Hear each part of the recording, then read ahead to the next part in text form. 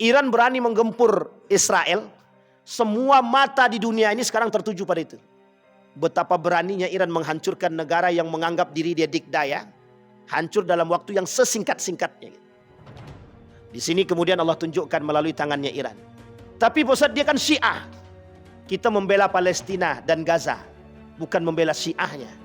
Oh, hancurnya Israel di tangannya Iran, itu adalah bagian daripada politik. Yang satu sisi jalur kemanusiaan kita bisa dukung, tapi satu sisi dalam jalur urusan ideologi kita harus singkirkan. Karena tidak bisa, Pak.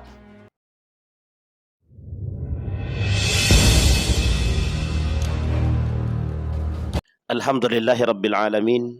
Alhamdulillahilladzi arsala rasulahu bil huda wa dinil haq liyudhhirahu 'alad dini kullih wa kafa billahi syahida.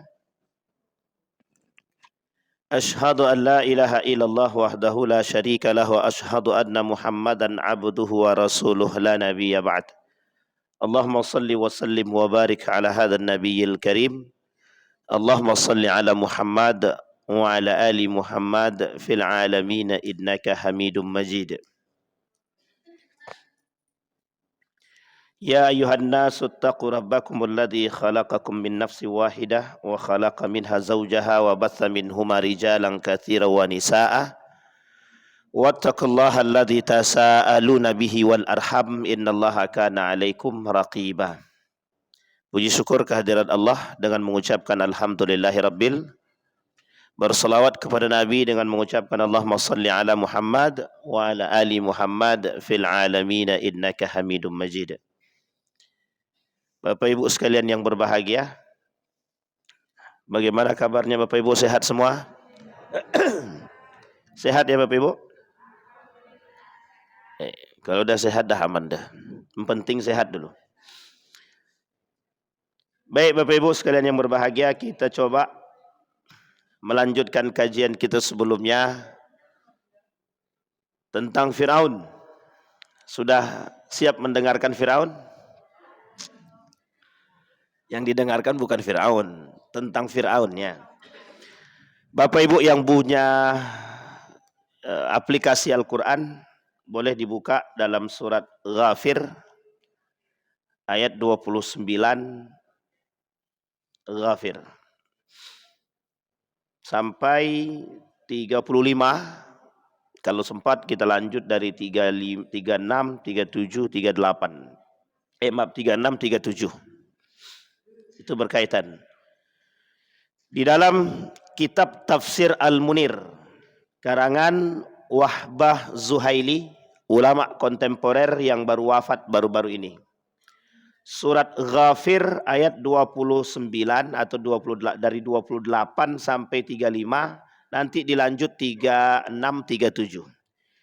Kemarin di pertemuan sebelumnya kita sudah membahas sampai pada karakter yang keempat daripada Fir'aun. Coba kita lihat karakter yang keempat. Baik.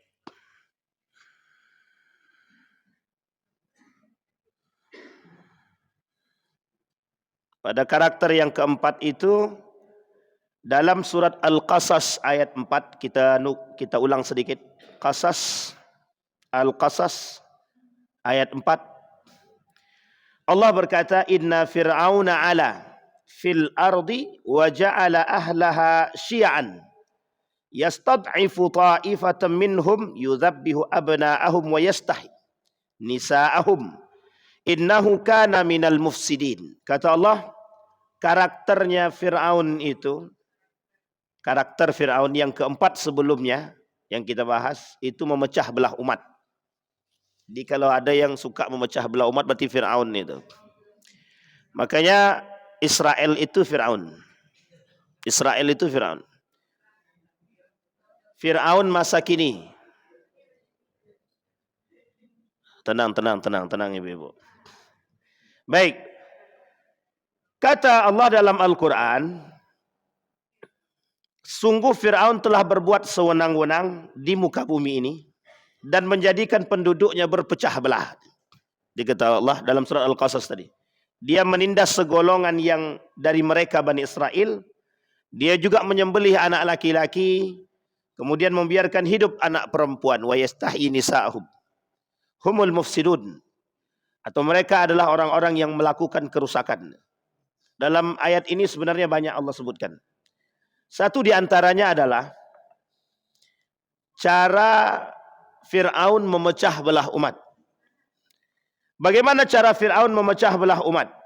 Cara Fir'aun memecah belah umat, dia adakan adu domba, dia buat adu domba antar satu dengan yang lain.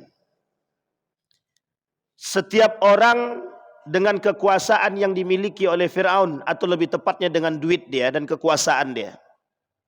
Dia nanti di dalam ayat ini ada 3 karakter tentang Fir'aun itu. Yang diambil sebagai bentuk kehancuran itu ada 3 karakter. Karakter pertama itu Fir'aun, yang kedua Qarun, yang ketiga Haman. Haman penasehat ulung. Penasehat ulungnya Fir'aun. Nah, kembali kepada ayat tadi. Cara Fir'aun memecah belah umat. Fir'aun punya cara memecah belah umat itu dengan kekuasaan. Yang pertama dengan menekan. Dikatakan oleh Nabi dalam hadis ini hadis qudsi. Ya bena Adam, la takhafanna min dhi sultan fa inna sultani baqiyan fa inna sultani la yanfuzu abadan. Di dalam hadis yang lain, baginda Nabi bilang begini, wa in ijtama'al qaumu ala an yadurruka la yadurruka bi syai'in illa qad kataballahu alaik. Tapi panjang hadis dia, saya penggal saja. 2 hadis ini saya bacakan. Yang saya artikan begini. Kata Allah dalam hadis kursi begini. Kata Nabi dalam hadis kursinya. Jangan takut dengan kekuasaan. Sekalipun engkau tidak punya kekuasaan. Dia maksud jangan takut akan kekuasaan itu begini. Jangan takut kehilangan kekuasaan atau jabatan. Jangan takut akan direbut orang kekuasaan. Dan jangan takut akan orang-orang yang berkuasa. Nah, ini poin pentingnya di sini untuk dipahami. 3 poin ini. Kita masuk pada poin yang ketiga saja. Jangan takut dengan orang-orang yang memiliki kekuasaan. Karena memang ada orang-orang yang dengan kekuasaan itu tujuannya memang menindas. Memeras, menindas, menyiksa. Itu memang begitu. Karena memang yang lemah itu memang harus ditindas. Dalam bahasa kapitalis, bahwa yang lemah harus ditindas dan dimanfaatkan. Nah, ini poin penting nih. Jadi mengapa orang-orang, mohon maaf, orang-orang yang memiliki kekurangan dari sisi harta, iman, itu selalu dimanfaatkan. Kau butuh duit, aku kasih kau duit. Tapi dengan catatan, tolong kau sebarkan hoax ini. Demi duit akhirnya disebarkan. Atau sebaliknya, kalau kau tak mau ikut perkataanku, pokoknya kalau kau tak ikut perkataanku, akan aku masukkan kau ke dalam penjara. Nah, ini namanya tekanan. Tekanan. Kalau kau tak mau korupsi, kau tak usah lagi di sini, pindah. Nah, ini namanya tekanan. Itu yang dilakukan oleh Fir'aun. Fir'aun tampakkan di hadapan masyarakatnya yang tidak mau mengikuti perkataan dia, yang tak mau, akan dihabisi. Bisa diusir, bisa dijarah, dan lain sebagainya. Tekanan. Cara Fir'aun untuk memecah belah umat dengan tekanan. Yang kedua, diberikan imingan atau iming-imingan harta. Agar orang-orang itu bisa suka dengan dia. Mau dengan dia. Kalau bahasa sederhananya begini. Ada duit dihormati, tak ada duit hilang penghormatan. Itu karena apa? Tolak ukur penghormatan itu duit. Tapi kalau tolak ukur kehormatan itu adalah iman, ada tak ada duit orang menghormati. Kalau tolak ukurnya penghormatan itu adalah akhlak, maka ada atau tak ada duit orang pasti dihormati. Tapi kalau dia tolak ukurnya adalah uang, penghormatan dan penghargaan itu tolak ukurnya adalah uang, dia mati dia, habislah tuh. Tak akan ada orang yang menghormati dia. Bahkan kejadian itu sama terhadap Firaun. Ketika Firaun itu meninggal atau mati, itu semua orang mencaci maki dia. Semua penduduk dia mencaci maki dia, bersyukur akan matinya Firaun. Karena Firaun punya kekuasaan, punya kelebihan, lebih daripada sisi kekuasaan.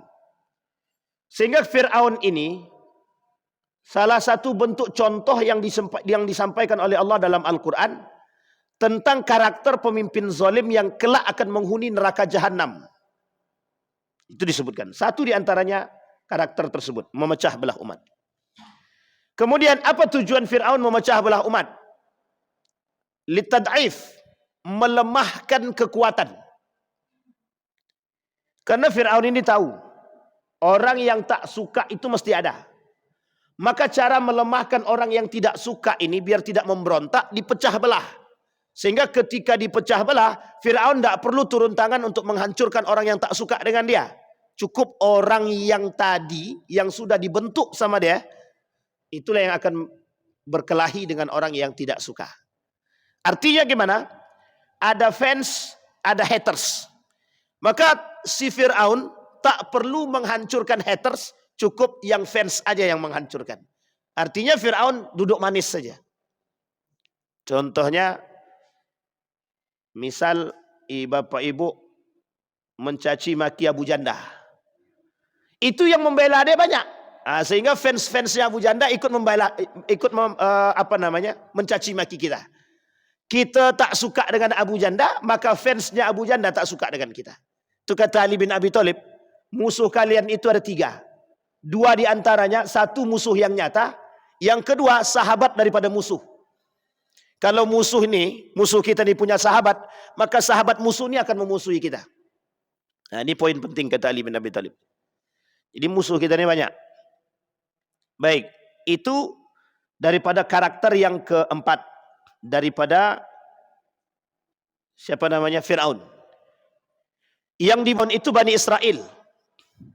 Karena ketakutannya Fir'aun dalam mimpi, yang merasa mimpi itu menjadi sebuah kenyataan.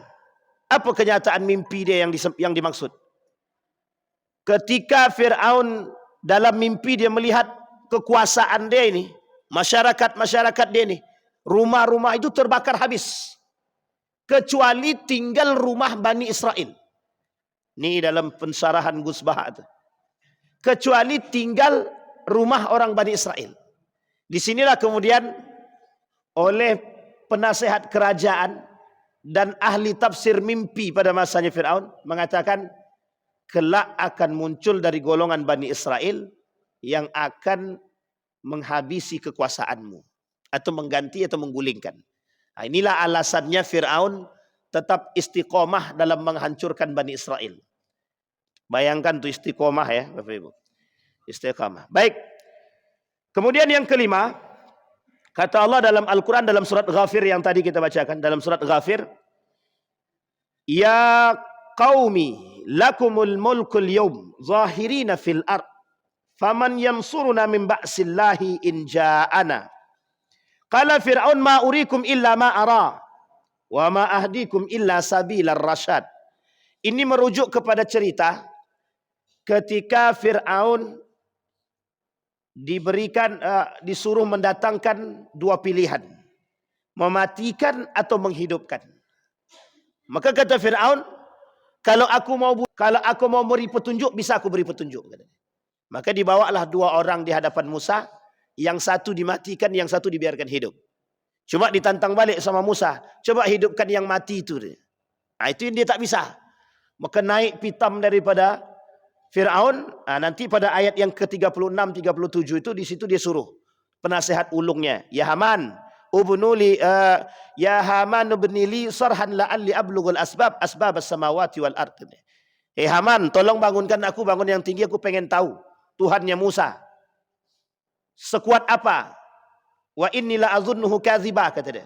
Aku kira Musa itu pendusta, kata dia. Paling bongak-bongak aja dia. sok-sok kuasa, kata dia. Kata Fir'aun kepada Nabi Musa. Baik. Maka dalam kalimat tersebut, karakter yang kelima adalah tidak mau mendengarkan pendapat yang lain. Dan itu sudah disampaikan. Ada yang menasehatkan Fir'aun. Ada yang disebut seorang pemuda dari kalangan Bani Israel beriman kepada Musa, beriman kepada Allahnya Musa, Tuhannya Musa. Tapi dia sembunyikan keimanan dia. Cuma dia nasihati itu Fir'aun. Seolah-olah dia ini bagian daripada Fir'aun. Dia selalu nasihatkan. Cuma dia tak mau dengar. Dia tak mau dengar kata-kata penasihat ini. Tapi penasihat ini itu selalu membisikkan Fir'aun untuk tidak melakukan kejahatan. Cuma tak pernah didengar oleh Fir'aun. Maka karakter yang kelima itu daripada Fir'aun, dia tak pernah mau mendengarkan pendapat orang lain. Bagi Fir'aun, yang paling tinggi adalah diri dia. Maka tak ada yang lebih tinggi daripada diri dia, tak ada. Ketika Donald Trump menyatakan diri lebih daripada segalanya, bisa melakukan apapun. Ketika Donald Trump mengatakan akan kami habisi, maka Allah berbalik. Seketika Allah hancurkan Amerika. Ketika Netanyahu, ya itulah pokoknya, menyebut namanya aja susah, Netanyahu. Ketika Israel merasa diri dia agung sampai mendapat julukan negara yang tidak bisa dikalahkan di muka bumi ini, seketika melalui Iran kabur dia, naik jet pribadi. Dalam jet itu dikawal oleh 2 jet yang lain. Nah, ini kemudian menjadi perhatian. Allah ingin tunjukkan kepada manusia, sesumbar apa dirimu dalam kekuasaan yang kau miliki, pasti Allah hancurkan. Ini kita tak menjelekkan presiden kita pada masanya, Pak Soeharto. Dalam masa kekuasaan dia mungkin ada khilaf yang dilakukan, tapi sesumbar yang terjadi, Allah kasih ujian dan cobaan dengan penggulingan dalam model kudeta. Sama Kemal Atatürk. Kurang apa Kemal Atatürk itu? Panglima perang terkenal yang sangat memahami strategi perang dan tahu betul, tapi tumbang di tangan para partai anak muda tanpa ada pertumpahan darah. Sesumbar apa Quraisy kepada baginda Nabi Muhammad SAW sampai menutup, tidak boleh ada yang datang ke Mekah, pasokan makanan dan minuman. Tapi ketika kekuatan yang dibangun oleh Nabi di Madinah serasa sudah cukup, melalui negosiasi dan penutupan tempat atau embargo bagi penduduk Mekah untuk datang ke Madinah dalam bentuk jalur perdagangan, ditutup sama penduduk Madinah. Akhirnya orang-orang Mekah kebingungan.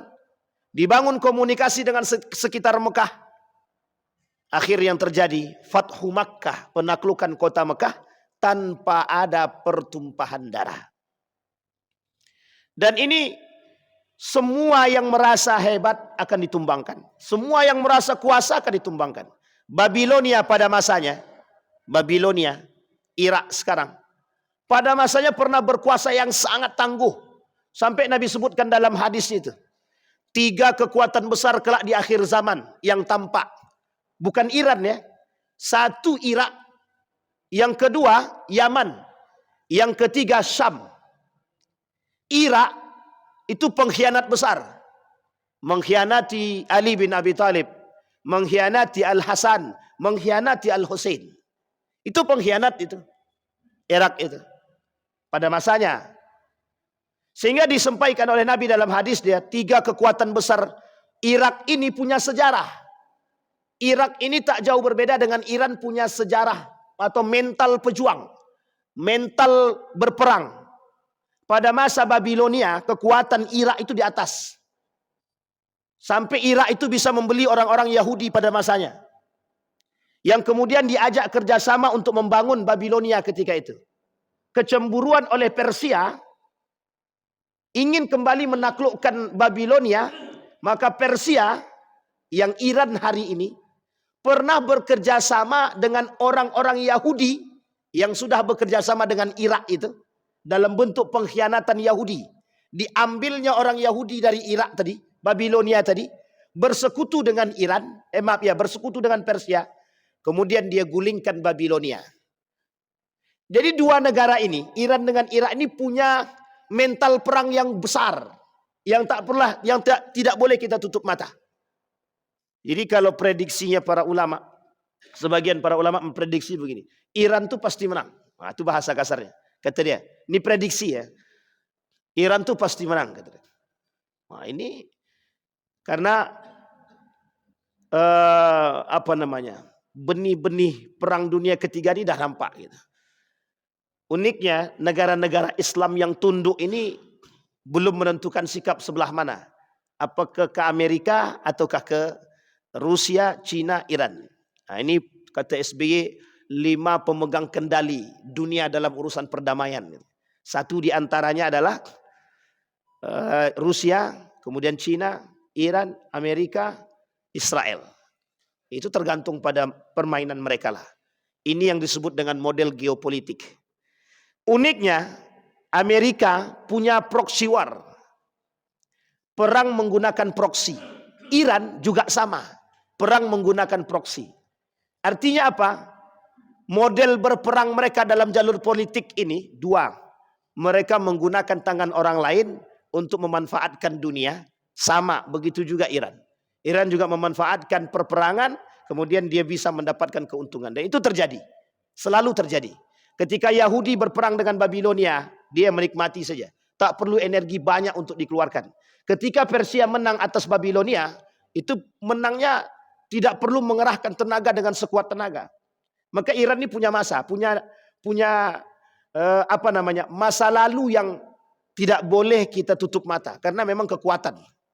Dia pernah menaklukkan Babilonia, pernah menghancurkan Yahudi, dan Iran selalu berada di balik penaklukan Yerusalem. Iran selalu berada di balik penaklukan Yerusalem yang dilakukan oleh Eropa. Nah, ini dalam sejarah. Kembali kepada poin tadi, bahwa Fir'aun tak pernah mau menerima pendapat siapapun. Dia tahu orang-orang lain ini yang memberikan pendapat bukan Tuhan, sementara diri dia Tuhan. Artinya Fir'aun sudah mengaku diri dia Tuhan. Maka kalau ada sekarang manusia yang mengaku diri dia Tuhan, berarti dia lebih parah daripada Fir'aun. Baik, itu yang ke-5. Kemudian di dalam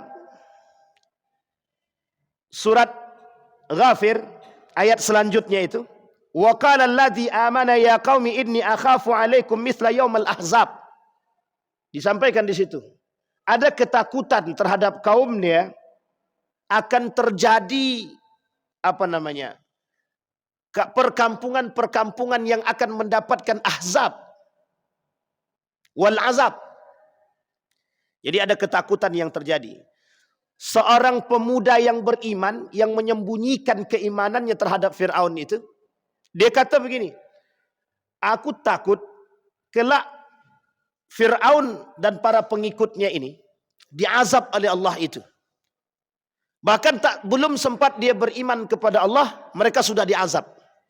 Karena memang cerita sebelumnya begitu. Orang-orang yang tak beriman kepada Tuhan, kepada Allah, yang dibawa oleh risalah oleh para nabi, kemudian mereka di bumi hanguskan oleh Allah. Maka karakter Fir'aun ini sebenarnya menjadi contoh. Itulah alasan kenapa Fir'aun ini tidak disebutkan oleh Allah dalam Al-Quran nama asli. Karena kejadian itu akan terus terulang. Buktinya dengan nyata kita lihat hari ini, para penguasa-penguasa menganggap diri mereka lebih dan berkuasa. Baik dari sisi harta yang berkuasa, baik dari sisi kekuasaan yang berkuasa, baik dari sisi permainan politiknya yang berkuasa, mereka merasa semua itu sudah di atas. Jadi tidak perlu lagi yang namanya Tuhan. Maka pernah terjadi pada masa dahulu Yunani, seorang pemikir Yunani itu merasa begini, ketika kekacauan dengan kekuasaan yang pernah terjadi, sampai dia bilang begini, "Hei, Tuhan itu sudah mati. Kami tidak butuh Tuhan. Kami tidak butuh Tuhan. Yang kami butuhkan adalah apa yang bisa kami makan, apa yang bisa kami jadikan kekuasaan." Jadi Tuhan itu bagi mereka tidak ada. Makanya kenapa lahir kelompok-kelompok ateis yang tidak percaya yang tak percaya pada Tuhan. Dan ini alasan, kata orang-orang ateis itu, ini lebih tinggi daripada wahyu. Akal ini lebih tinggi daripada wahyu. Sehingga kami tidak butuh Tuhan. Wahyu datang dari Tuhan. Akal datang dari kesempurnaan manusia, kata dia. Nah, ini poin penting untuk disampaikan, bahwa ada orang-orang yang meninggikan akal seolah-olah mereka lebih daripada segalanya. Nah, kaum liberal, sekuler, orientalis, mereka berposisikan diri pada hal tersebut. Akal lebih tinggi daripada wahyu. Sampai mereka katakan bahwa Al-Quran itu di bawah akal. Maka orang-orang beriman wajib dia bertadabbur pada ayat-ayat seperti ini. Karena kita tahu tuh di mana karakter-karakter yang Allah turunkan. Sehingga mohon maaf, ini bukan cocokologi.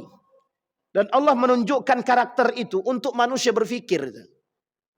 Jangan-jangan daripada mereka yang mengerti tapi mereka melakukan. Banyak orang yang sadar tapi melakukan. Ini yang menjadi masalah. Uniknya, sumpahnya dengan Al-Quran, tapi karakternya dengan Fir'aun. Sampai di sini paham maksud saya, Bapak Ibu? Jadi sumpahnya Al-Quran, karakternya Fir'aun. Berarti Ustaz bilang mereka itu Fir'aun. Iya, kalau mereka merasa. Kalau mereka tak merasa, ya Alhamdulillah. Sampai di sini paham ya Bapak Ibu? Itu baru 6. Sementara ada 16, masih 10 lagi. Baik, kita lanjutkan pada karakter yang ke-6. Menjauhkan rakyat daripada kebenaran. Apa kata dia? Ketika Musa memberikan kebenaran dalam membawa risalah sang pencipta, apa kata mereka? Haman, kemudian Fir'aun, innahu lasahirun kadzab. Bahkan dalam Al-Quran dalam surat Thaha dikatakan, qalu inna hadza lasahiran yuridani an yukhrijakum min ardikum bisihrihima wa yadhhaba bitariqatikumul muslah. Kenapa di sini disebutnya dua orang? Harun wa Musa. Dia Harun dan Musa cadel, sementara Harun ahli komunikasi. Musa tak bisa berbicara dengan baik, tak bisa berdiplomasi, tapi Harun punya kelebihan pada aspek diplomasi. Sehingga digabunglah antara Musa dengan Harun. Kemudian muncul pertanyaan, siapa Harun ini? Dalam Al-Quran disebutkan dua hal. Satu disebutkan saudara dia, yang satu lagi saudara perempuannya. Nah, dua-dua ini kalau dalam pandangan para ulama, kata Ibnu Katsir, saudara daripada Maryam. Tapi dalam tafsir yang lain, kakak daripada Musa. Dan ini diperdebatkan oleh para ulama ahli tafsir tentang siapa sebenarnya Harun. Dan kenapa tiba-tiba muncul Harun di situ. Secara itu bisa dilacak dalam sejarah. Bahwa sebenarnya Harun ini adalah orang lain. Sebenarnya orang lain yang disandarkan sebagai kalimat persaudaraan. Akhakum. Atau lebih yang disebut dalam Al-Quran tersebut, saudara perempuan kalian. Nah, saudara perempuan ini siapa? Ini kemudian yang menjadi persoalan. Ada yang mengatakan dia daripada Maryam, ada yang mengatakan dari yang lain. Nah, kata Fir'aun, Musa, Harun, pembongak. Jangan kalian percaya. Nah, Fir'aun melakukan penekanan itu kepada mereka. Sama halnya yang dilakukan pada masa sebelum Umar bin Al-Khattab. Sebelum Umar bin Al-Khattab masuk ke dalam Islam. Pada masa Abu Jahal, Abu Lahab. Untuk menggeserkan kebenaran itu, tekan itu. Dia tekan dulu. Dia sampaikan kepada masyarakat itu. Muhammad itu kadzab. Muhammad itu sahir. Muhammad itu penipu. Muhammad itu tukang sihir. Disampaikan tuh. Kata Abu Jahal, Muhammad itu la sahirun kadzab. Pak sangat penyihir ulung, sehingga membuat kalian terhipnotis dengan perkataannya. Umar bin Khattab juga melakukan hal yang sama pada budak dia. Ada budak perempuannya. Umar bin Khattab kata, itu tidak benar. Tapi pengakuan Abu Jahal, kebenaran apa yang disampaikan oleh Muhammad kepada Abu Sufyan dan kawan dia. Kemudian Abu Jahal bilang, Abu Sufyan bilang, kenapa ente sudah tahu kebenaran Muhammad, kenapa ente tidak masuk Islam? Dari kabilah Muhammad ada, dari kabilahnya Muhammad ada nabi, dari kabilah kami tak ada nabi. Gengsi aku, kata dia. Jadi Abu Jahal menyebarkan hoax itu karena gengsi aja. Abu Jahal meredam kebenaran itu karena gengsi. Fir'aun sama. Fir'aun tak mau rakyat dia terpesona akan kebenaran, maka dia kata Musa Harun itu pendusta. Apa dia kata sama masyarakat itu? Mereka menginginkan kekuasaan. Mereka ingin menggulingkan diriku agar mereka mendapatkan kekuasaan pada sisiku, kata dia. Coba bayangkan Fir'aun. Sekarang ada yang begitu ada. Menebar hoax untuk menjatuhkan karakter orang lain. Itu bagian daripada Fir'aun sebenarnya. Karakter-karakter Fir'aun yang dilakukan. Maka kata para ulama, sebagian para pengamat itu mengatakan, Fir'aun pada masanya itu sudah berperang dengan media. Digunakan media. Media maksudnya lisannya orang lain. Dia gunakan tulisan oleh penasehat ulung dia. Cara menyebarkan hoax tadi, berita ditulis dalam bentuk risalah atau surat, kemudian disebarkan kepada masyarakat. Dibacakan di hadapan masyarakat akan kebohongan Musa dan Harun. Sekarang kan begitu. Untuk menjatuhkan lawan itu butuh strategi. Salah satu strategi yang digunakan adalah menebar aib. Jadi menyebar aib dengan media. Bahwa si Fulan bin Fulan tak layak jadi pemimpin, jatuhkan dia. Dia punya aibnya ini. Hancur, habis karakter orang. Akhir yang terjadi, orang tadi redup. Nah, di sini poin penting. Banyak orang-orang yang melakukan atau menutupi kebenaran. Dia sekarang nih persoalan kebenaran itu, mutlak kebenaran itu datang dari Allah. Mutlak kebenaran itu datang dari Allah. Hanya saja umat muslim hari ini ada beberapa karakter. Satu, menyembunyikan kebenaran. Dan ini yang paling berbahaya. Yang suka ikhfa'ul haq, menyembunyikan, kitmanul haq, menyembunyikan kebenaran. Apa maksudnya menyembunyikan kebenaran? Kalau kebenaran itu terungkap, itu berdampak pada diri dia. Kalau Fir'aun ungkapkan kebenaran, apa kata Fir'aun? Kalau Fir'aun bilang bahwa Tuhannya Musa itu betul-betul ada, betul-betul kuasa, kira-kira Fir'aun hancur apa tidak? Sama, Pak. Banyak para penguasa hari ini menyembunyikan kebenaran, takut akan kedok dia terbuka. Aib dia terbuka. Kerusakan dia terbuka. Tak mau. Sehingga harus disembunyikan. Namanya kitmanul haq. Menyembunyikan kebenaran. Yang kedua, tahu kebenaran tapi tidak mau kita menyampaikan. Dan ini terjadi pada beberapa kali kasus. Maka Nabi bilang dalam hadisnya, terutama pada mereka pengacara, hakim, al-qudatu salasah. Hakim itu 3 kata dia. 2 di neraka, 1 di surga kata dia. Nah yang 2 di neraka ini apa? Tahu dia kebenaran tapi dia tak eksekusi kebenaran itu. Nah, itu yang berat tuh di situ. Kita tahu kebenaran, tapi kita tak sampaikan kebenaran itu. Kita tahu, kita tak sembunyikan. Cuman kita tak mau berbicara karena kita takut. Sehingga kita butuh lisan yang lain, lidah orang lain untuk menyampaikan kebenaran itu. Kenapa? Karena kita takut.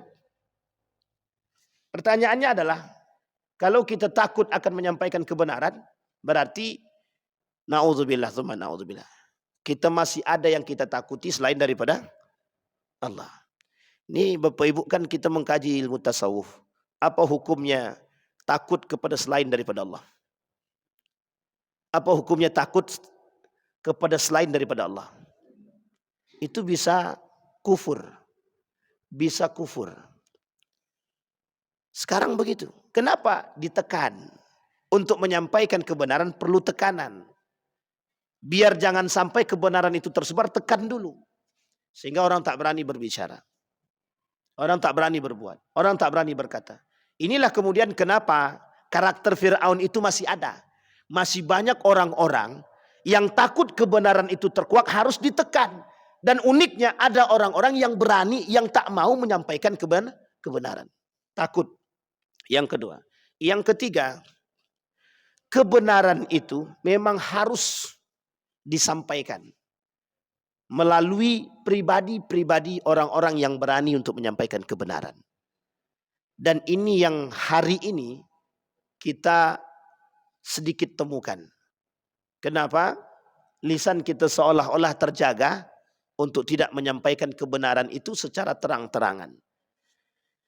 Nabi kata begini, jika kebenaran itu bisa menyelamatkan dan bisa merubah pandangan, maka sampaikan kebenaran itu dalam bentuk keramaian, sekalipun tak disukai. Inilah asal mula kalimat itu, qulil haq walau kana marra. Sampaikan kebenaran meskipun pahit. Jangan salah menempatkan hadis ini. Karena dulu untuk mengatakan kebenaran pada masanya itu butuh kekuatan. Sama, hari ini juga begitu.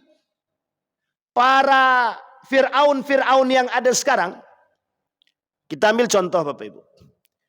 Ketika Iran melakukan atau memberikan hadiah Rudael, itu sistem intelijennya udah rusak semua itu. Cuma masih bisa membuat atau menutupi kebenaran. Berita tentang rakyat Israel menangis itu tidak semua orang tahu. Hanya ada beberapa video yang kemudian sebelum dihapus sudah diambil, sudah didownload. Itu pinternya Fir'aun pada masa sekarang itu. Jadi dia tutupin tuh kebenaran. Apa kata dalam rilis resmi mereka? Iran cuma tidak tepat sasaran. Dia tak merusak. Padahal sudah begitu hancurnya. Dia kata tidak merusak. Tapi karena media itu sudah terlanjur tersebar dan ada yang mengambil sebelum dihapus, maka kemudian tersebar akan kelemahan daripada. Dia kata masyarakat dia tidak punya masalah dengan psikologi. Padahal masyarakat Israel itu sekarang ini sudah terasa betul mereka berada dalam kondisi psikis yang sangat atau mental yang sangat parah. Kenapa? Apa bedanya Israel dengan Palestina? Palestina dalam kondisi yang brutal begitu, yang dihabisi oleh Israel, mereka masih tetap bertahan ingin dan tak mau meninggalkan tempat. Israel, penduduknya dengan gagah menuliskan, minta maaf kami Iran, kata dia. Kami cukup, kami mengaku salah, kata dia. Tapi kata Iran, kalian sudah cukup yang kalian buat terhadap Palestina dan Gaza. Hari ini biar kalian merasakan apa yang dirasakan oleh Gaza, kata Iran. Nah, itu Ali Khomeini bicara begitu dalam rilis resmi dia. Kata dia, kalian nantang, kami berikan. Kalian merasa sok berkuasa, kami lakukan. Kata dia. Sehingga dilakukan oleh Ali Khomeini dalam perintah dia. Setiap perintah dia beberapa menit kemudian terjadi. Setiap perintah dia beberapa menit kemudian terjadi. Jadi memang Iran punya masa lalu mental perang yang sangat kuat. Yang tak pernah bisa kita tutup mata dengan kejadian tersebut. Nah, kembali kepada poin yang ke-6 tadi. Menjauhkan rakyat daripada kebenaran. Dan ini karakternya Fir'aun. Yang tidak suka terkuaknya akan kebenaran siapa sebenarnya Tuhan. Sehingga keberhasilan Fir'aun ketika itu menutupi kebenaran dengan mengusir atau memberikan jalan keluar kepada Musa. Pergi kalian, pergi dulu Musa dengan Harun serta para pengikutnya. Karena bagi Fir'aun keberadaan Musa dan Fir'aun ini merusak citra dia sebagai seorang Tuhan. Dia merasa diri dia Tuhan. Nanti kalau Musa sama Fir'aun ini terus menyebarkan tentang Tuhan dia, maka citra dia sebagai Tuhan hilang. Nah, begitu juga Pak karakter manusia sekarang. Kalau tidak disingkirkan si fulan itu, nanti dia sampaikan citra kebenaran, habis citra awak. Gitu. Nah, jadi perang kekuasaan yang terjadi. Maka Bapak Ibu sekalian yang berbahagia, maka kita perlu memahami betul daripada karakter-karakter Firaun. Yang ketujuh, menjaga kekuasaan dengan segala cara. Nah, ini dia. Jadi kalau disampaikan karakter Firaun ini seolah-olah banyak yang tersinggung. Bukan banyak tersinggung sih memang ya, banyak pelaku. Menjaga kekuasaan dengan segala cara. Ini pernah saya sampaikan dalam skala kecil. Menjaga kursi kepala dinas harus dengan dukun. Itu cara yang paling sederhana itu. Untuk kufur terhadap Tuhan itu, yang paling sederhana, sholatnya di masjid, mempertahankan kekuasaannya di dukun. Kata Tuhan, kalian yang betul yang mana, kata dia. Butuh aku atau butuh dukun, kata dia. Sehingga apa ya? Permainan, kata setan, kami sedang bertugas, kata dia. Apa tugasmu? Mengamankan kursi. Gitu.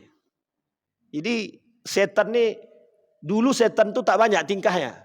Kerjaan setan tuh cuman menghasut aja. Sekarang kerjaan setan tuh ya sama banyak sekarang kerjaannya. Tidak hanya kita saja.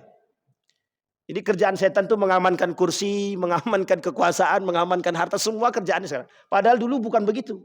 Janjinya mereka dengan iblis, janjinya iblis dengan Tuhan tuh cuman ingin menghasut aja.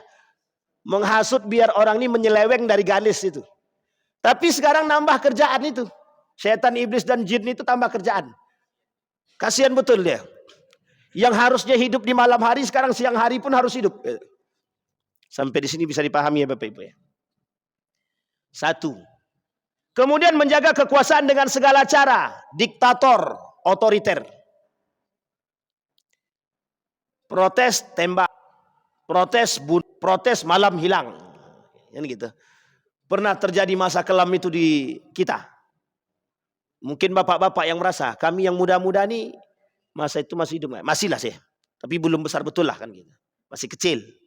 Tapi itu pernah terjadi dalam sejarah kan begitu. Kemal Atatürk itu membuat para ulama pada masanya itu sangat ketar-ketir. Asal menyampaikan agama, asal menyampaikan bahasa Arab, langsung pindah alam. Kalau cuma pindah negara masih mending. Ini pindah alam. Pada masa Kemal Atatürk. Tahu Bapak Ibu pindah alam maksudnya? Mati. Jadi Kemal Atatürk itu, kalau tahu dia ada ulama yang menyampaikan kebenaran itu, ada ulama yang menyampaikan ilmu agama di tengah masyarakat secara terang-terangan, itu ulamanya dideportasi, bukan dideportasi, dikeluarkan atau dibunuh, atau diasingkan, atau dimasukkan dalam penjara itu. Sama seperti Buya Hamka dimasukkan dalam penjara yang sangat sempit katanya. Sangat-sangat sempit. Itu pada masa dahulu. Buya Hamka protes, dimasukkan ke dalam penjara. Awalnya penjaranya agak besar sedikit, makin lama makin kecil, makin lama cuman ukuran diri dia dengan tempat tidur itu tadi, sama ruangannya sekecil itulah. Jadi memang karakternya begitu, cara menjaga kekuasaan. Jadi ditekan siapapun yang menyampaikan kebenaran habisi, biar tidak ada yang mengganggu kursi dia. Siapa lawan politik dia? Tebarkan fitnah, citra buruk dan lain sebagainya. Dan memang kata Nabi di akhir zaman begitu itu. Pengikut Fir'aun itu banyak. Ternyata pengikut Fir'aun itu tidak pada masa dahulu gitu. Sekarang tuh banyak juga pengikut Fir'aun. Makanya karakter Fir'aun tidak langsung disebutkan dalam bentuk, tidak langsung disebutkan dalam bentuk nama asli. Kenapa karakter Fir'aun itu akan tetap ada pada diri orang-orang saat ini. Kata Allah di dalam Al-Quran, dalam surat Ghafir tadi, ayat 26. Itu Allah sampaikan. Wa qala Fir'aun zaruni aqtul Musa wal yad'u rabbah inni akhafu an yubaddila dinakum aw yudhhira fil ardil fasad. 26 dan 27. Wa qala Musa inni uztu bi rabbi wa rabbikum min kulli mutakabbirin la yu'minu biyaumil hisab. Ditantang sama Musa. Fir'aun bilang begini, pokoknya gimana caranya bunuh Musa. Nanti kalau tak dibunuh Musa nih, dia akan menyebarkan kebenaran. Nanti masyarakat kita berganti agama. Yang tadinya menyembah aku, nanti Tuhan yang disembah Tuhan Musa. Kata. Bunuh Musa tuh. Biar dia meminta kepada Tuhan, kita pengen tahu. Sekuasa apa Musa itu? Betul enggak Tuhannya maha kuasa? Ditantang sama Fir'aun. Kemudian kata Fir'aun, dia takut bahwa akan terjadi perubahan agama pada rakyat dia. Au yuzhir fil ardil fasad, kata Fir'aun, nanti terjadi kerusakan di bumi Mesir ini. Kata Fir'aun. Apa kata Musa? Inni uztu bi rabbi wa rabbikum min kulli mutakabbirin la yu'minu biyamil hisab. Aku berlindung daripada Sang Pencipta, dari orang-orang yang sombongnya, na'udzubillah, mutakabbir, yang sombongnya, na'udzubillah, dalam setiap urusan, yang tak beriman kepada yaumal hisab. Jadi kalau ada sekarang manusia berpikir ingin menjadi manusia abadi, itu sebenarnya sudah pernah dilakukan oleh Fir'aun. Jadi Fir'aun itu, dia merasa diri dia tak akan mati karena dia Tuhan. Maka dia minta pada, ini mohon maaf nih sisi lain ya, sisi gelap daripada Fir'aun. Dia minta pada pengurus-pengurus itu, pada pelayan-pelayan dia, untuk mencarikan dukun-dukun ternama yang bisa membuat jamuan dan ramuan agar dia bisa tetap abadi. Jangan salah Bapak Ibu, Fir'aun tuh punya makanan atau minuman yang membuat diri dia menganggap, yang dia anggap diri dia bisa abadi. Sekarang ada begitu, ada banyak.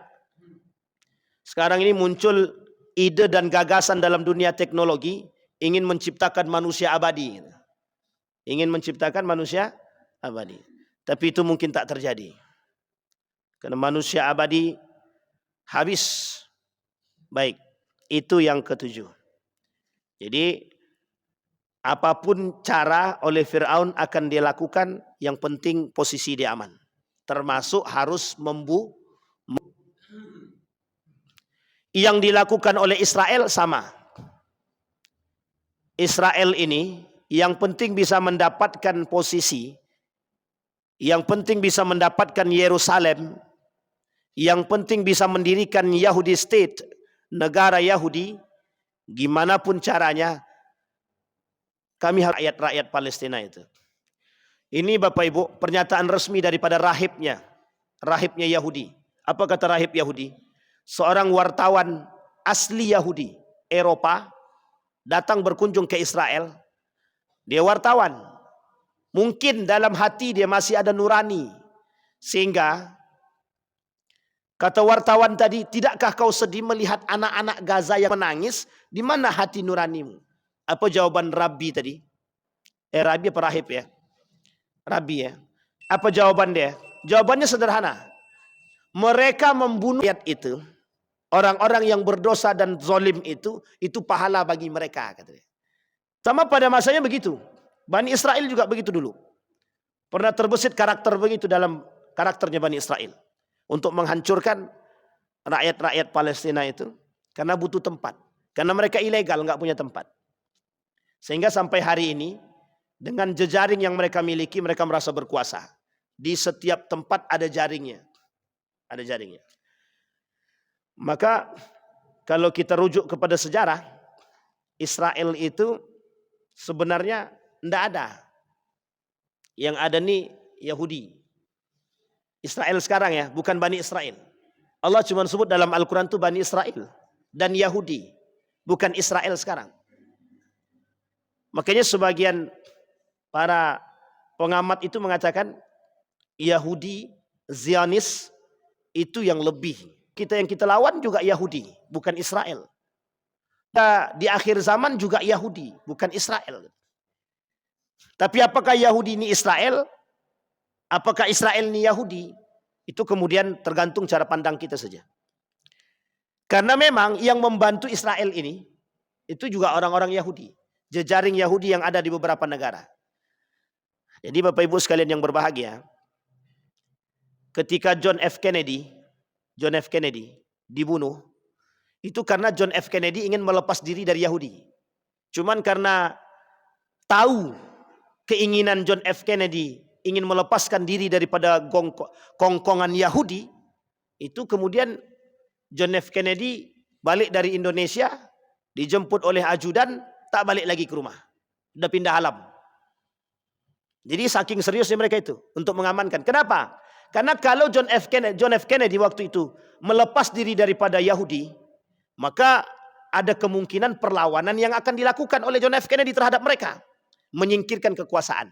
Sementara ketika itu yang memegang kendali Amerika adalah Yahudi. Dua dinasti, Rockefeller dan Rothschild. Baik. Yang ke-8 terakhir. Dia ada 16, 8 kemudian kapan waktu kita sampaikan.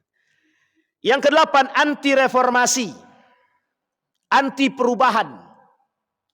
Fir'aun tidak mau melihat adanya perubahan di kalangan masyarakat. Dengan segala cara akan dia lakukan agar jangan sampai rakyat dia sadar. Jadi selalu dibangun citra, selalu dibangun berita, hoax. Setiap ada yang menyampaikan kebenaran, tutup dulu. Ini cara Fir'aun bagaimana? Menyebarkan melalui lisan dia gunakan media. Medianya itu media tertulis dalam bentuk pengumuman yang dibacakan oleh kekuasaan, penguasa, sekretaris dia dibacakan. Tak ada namanya kebenaran, itu tak ada. Kebenaran yang mutlak itu cuma datang dari Fir'aun. Tidak ada kebenaran yang mutlak datang dari yang lain, tak ada. Sehingga disinilah Fir'aun mengata bahwa kebenaran itu mutlak akan datang daripada diri dia. Kalian mau kaya, Fir'aun bisa kayakan. Kalian mau miskin, Fir'aun bisa miskinkan. Nah, ini poin pentingnya Bapak Ibu. Jadi memang, tapi sekarang kita lihat memang banyak yang begitu. Orang kaya, mohon maaf jangan tersinggung orang kaya, yang tak beriman maksud saya. Itu memang hampir mirip dengan Fir'aun itu. Dia kekayaannya dia guna untuk membeli suara orang, kursi orang, dan lain sebagainya. Dan bahkan uniknya orang kaya itu bisa membeli orang lain untuk itu bahasanya. Pokoknya mati dia, nah ini duit. Nah, kan gitu. Cara untuk mengamankan sesuatu. Maka anti reformasi. Fir'aun tidak mau. Karena memang bagi Fir'aun perubahan itu akan merusak citra dia, akan menghabisi posisi dia. Karena dalam mimpinya Fir'aun itu adalah ketakutan akan tergusurnya dia dari kursi yang dia miliki. Kekuasaan maksudnya. Fir'aun tidak pengen tuh kekuasaannya diambil oleh Bani Israel. Karena bagi Fir'aun waktu itu adalah mimpi dia dengan hasutan-hasutan yang disampaikan oleh para penafsir mimpi terhadap Fir'aun ketika itu sangat dimakan oleh Fir'aun. Nah, uniknya perintah itu muncul dalam surat Ghafir tadi, anak laki-laki dari kalangan Bani Israel dan biarkan hidup anak-anak perempuan. Kurang bejat apa dia? Yang tak ada pada masa sekarang ini mungkin itu cuman. Kalau yang lainnya ada. Melakukan segala cara demi kekuasaan ada. Menutupi kebenaran ada. Berkuasa, sangat berkuasa dengan kezaliman banyak. Tapi membunuh itu belum nampak lagi. Tapi mungkin membunuh anak kecil ya, membunuh bayi laki-laki. Itu yang belum kita nampak dari karakter manusia sekarang. Para penguasa-penguasa sekarang. Mudah-mudahan tak terjadi. Sampai di sini bisa dipahami Bapak Ibu ya. Qalu ajitana litalfitana amma wajadna alaihi aba'ana wa takuna lakuma al-kibriya fil ardi wa ma nahnu lakuma bimu'minin. Apa kata Allah dalam Al-Quran? Mereka berkata, apakah engkau datang kepada kami untuk memalingkan kami dari apa atau kepercayaan yang kami dapati dari nenek moyang kami, mengerjakannya menyembah berhala, dan agar kamu berdua, Musa wa Harun, mempunyai kekuasaan di bumi, kata Fir'aun. Jadi cara Fir'aun menghasut masyarakatnya, dibuatlah hoax bahwa Musa dan Harun ini ingin mengambil kekuasaan. Sehingga kata dia perubahan yang dibawa oleh Fir'aun dan Musa itu hanya untuk mengambil kekuasaan saja. Nah Bapak Ibu sekalian yang berbahagia, kebohongan yang nyata yang disampaikan oleh Fir'aun terhadap Musa dan Harun itu sebenarnya sekarang sedang terjadi Bapak Ibu. Sedang terjadi di tengah-tengah kita. Ketika kita melihat kasus perperangan yang sekarang terjadi di ambang, kalau bahasa guru saya, gerbang perang dunia gitu. antara Iran dan Israel ini, itu sebenarnya kedua-duanya punya masa lalu yang cukup. Israel selalu kan, sementara Iran itu selalu pernah merasa menang pada masanya dengan julukannya The Great Persia pada masanya. Iran dalam pandangan para pengamat politik pasti punya misi. Misi antara lain yang dimiliki oleh Iran adalah kekuasaan. Tapi satu sisi Allah pernah katakan dalam Al-Quran, kelak akan Allah tunjukkan kebesaran itu agar mereka-mereka yang diam ini sadar. Ini yang kemudian kita lihat Bapak Ibu dari sisi lainnya. Iran berani menggempur Israel. Semua mata di dunia ini sekarang tertuju pada itu. Semua mata tertuju kepada Iran, bahwa betapa beraninya Iran menghancurkan negara yang menganggap diri dia dikdaya. Hancur dalam waktu yang sesingkat-singkatnya. Kata Iran sederhana, mana yang kalian kata paling kuat itu, kami tak pengen mereka merasa lebih kuat daripada Tuhan, kata dia. Maka Iran lakukan itu. Sehingga semua orang mata tertuju. Kita ambil contoh, Saudi Arabia punya kekuasaan lebih. Kurang apa dia melimpah harta benda dia. Kemudian Kuwait, Qatar, Oman, Bahrain, kurang apa? Semua punya. Tapi uniknya, Mesir pada masanya pernah berjaya lebih. Tapi apa? Ketika nego yang dibangun oleh Donald Trump, untuknya sebelum perang itu, Donald Trump sudah keliling itu. Donald Trump sudah keliling. Nah, kita nggak tahu apa misi kelilingnya. Mungkin misinya perdamaian dan lain sebagainya, kita nggak tahu. Tapi kelicikan dan pengkhianatan yang mereka lakukan, itu seolah-olah mereka itu menjadi seorang Fir'aun gitu. Menjadi Fir'aun. Seolah-olah Donald Trump mengatakan kami ini akan datang sebagai pahlawan di belakang. Pahlawan perdamaian. Seperti citra yang pernah dia lakukan sebelum-sebelumnya. Di sini kemudian Allah tunjukkan melalui tangannya Iran. Tapi Ustaz, dia kan Syiah.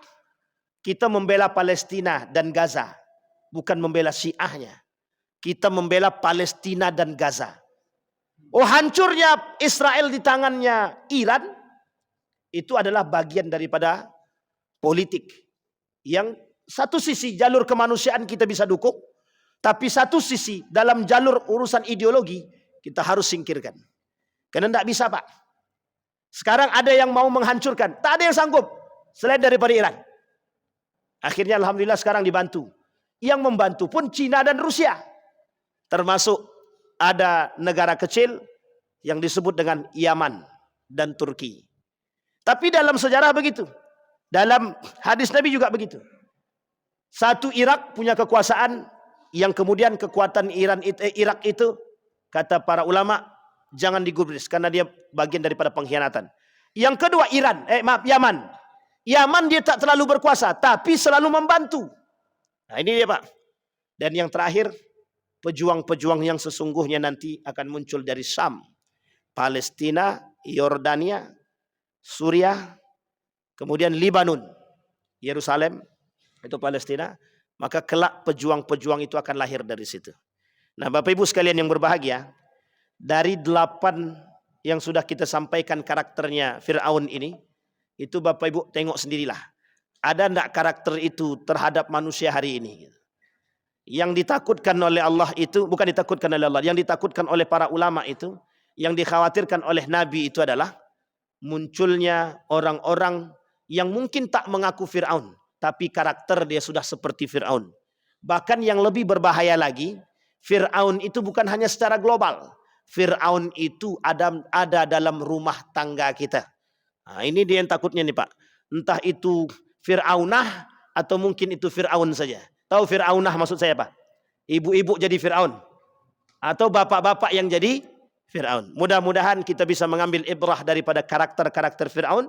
Bisa kita menjaga diri agar tak terjerumus dalam perbuatan-perbuatan Fir'aun. InsyaAllah Allah jaga kita dalam keistiqamahan dan husnul khatimah. Kita berdoa pada Allah. A'udzubillahi minasyaitonirrajim. Bismillahirrahmanirrahim.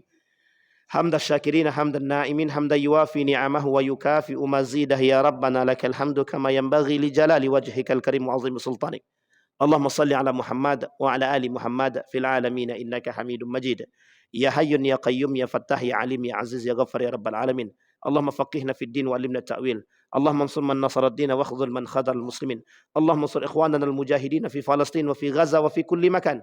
اللهم دمر اليهود. اللهم أهلك الكفرة والمبتدعة والمشركين أعداءك أعداء الدين. ربنا هب لنا من الصالحين. ربنا هب لنا من أزواجنا وذريتنا قرة أعين واجعلنا للمتقين إماما. اللهم اجعل القرآن العظيم ربيع قلوبنا ونور صدورنا وجلاء أحزاننا وذهاب همومنا وغمومنا. اللهم اجعل القرآن حجة لنا لا حجة علينا. ربنا آتنا في الدنيا حسنة وفي الآخرة حسنة وقنا عذاب النار والحمد لله رب العالمين. السلام عليكم ورحمة الله وبركاته.